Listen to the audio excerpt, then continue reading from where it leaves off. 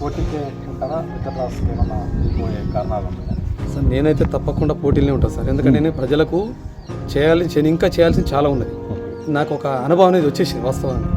ఇప్పుడు ఈ 5 yearsలో ఈ నా అనుభవాన్ని రంగరించి మా గౌరవ ఎమ్మెల్యే గారి ద్వారా మధుసూదన్ రెడ్డి గారి ద్వారా ఈ ఊరికి అభివృద్ధి అనేది చూపించాలనేది ఆలోచనతోనే ఉంది సార్. నేను తప్పకుండా పోటీకి సిద్ధం సార్.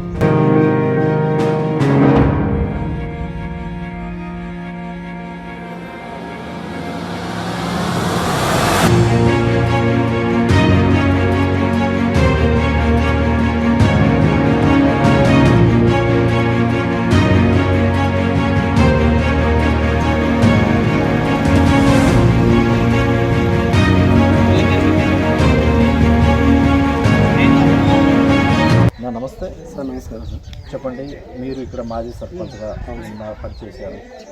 మీరు ప్రాపర్ ఇక్కడనే సార్. ఇక్కడనే సార్, సంకిరెడ్డిపల్లి విజయలో. మీ ఫాదర్స్ అంతా ఇక్కడ సార్. ఏం చేసేవారు మీ ఫాదర్స్? వ్యవసాయం సార్. వ్యవసాయం అనే ఎన్ని ఎకరాలు భూమి ఉంటుంది? మాకు అప్పుడు 5 eకరాలు ఉండే సార్. 5 eకరాలు. ఇప్పుడు 2 ఎకరాలు అమ్మినాం, ఇంకా 3 ఎకరాలు. ఓకే.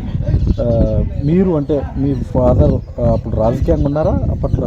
మా నాన్న కూడా అప్పుడు చిన్నారెడ్డి, మాజీ మంత్రి చిన్నారెడ్డి గారు మరి రాజకీయం చేసేవాడు. ఓకే.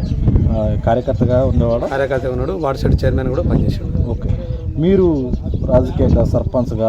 సార్ నాది యాక్చువల్లీ MSc BD సార్ నా క్వాలిఫికేషన్. నారాయణ కాలేజీలు, హైదరాబాద్ చైతన్య కాలేజీలో వర్క్ చేసేవాడిని. అన్ఫార్చునేట్లీ మన ఫ్రెండ్స్ ఇక్కడ కాలేజీలో పెట్టారు, వివేకానంద జూనియర్ కాలేజ్ అని చెప్పి. ఇక అక్కడ ఎందుకు మన కాలేజ్ మన దగ్గరనే డెవలప్ చేసుకున్న ఉద్దేశంతో ఇక్కడ వచ్చి వర్క్ చేశాను.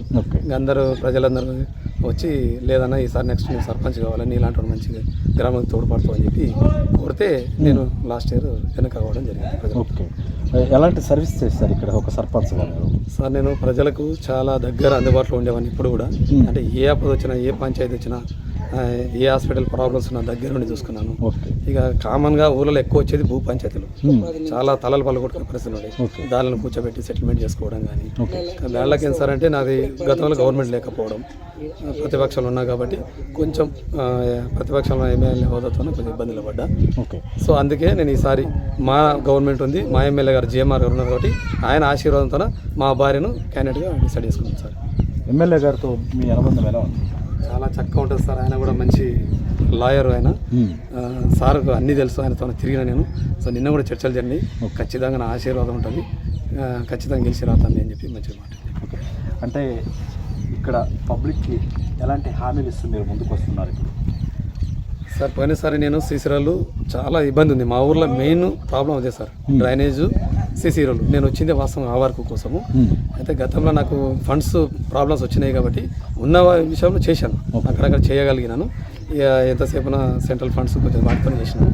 ఈసారి మా గవర్నమెంట్ ఉంది, మా ఎమ్మెల్యే గారు ఉన్నారు కాబట్టి చాలా అద్భుతమైన నిధులు శాంక్షన్ ఇస్తాడు ఈసారి. అభివృద్ధి మాత్రం అద్భుతంగా చేయించి చూపించాలనేది నా కాన్సెప్ట్. అందుకే నేను ఫైనల్ ఈసారి కాంటాక్ట్ చేయాలని చేశాను. ఓకే. మరి మీ గ్రామానికి సంబంధించి కాంగ్రెస్ అభ్యర్థులకి నామినేషన్ మరి ఇతర రాష్ట్రం కూడా దగ్గరికి వచ్చింది.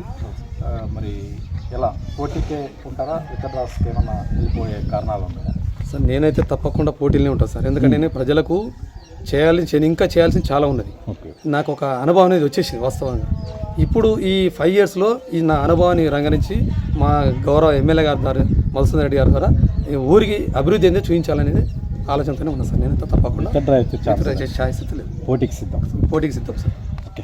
ఇక్కడ నుంచి మరి ఒకవేళ పోటీకి సిద్ధమైతే కాంగ్రెస్ పార్టీకి ఇక్కడ నుంచి గిఫ్ట్గా ఇచ్చే 100% సార్. మా గౌరవ ఎమ్మెల్యే గారు మధుసూదన్ రెడ్డికి సంకిరెడ్డిపల్లి ఖచ్చితంగా రాసి పెట్టుకోవాల్సిందే. సంకిరెడ్డిపల్లి నుంచి సర్పంచ్ అభ్యర్థి గెలిపించేస్తాం.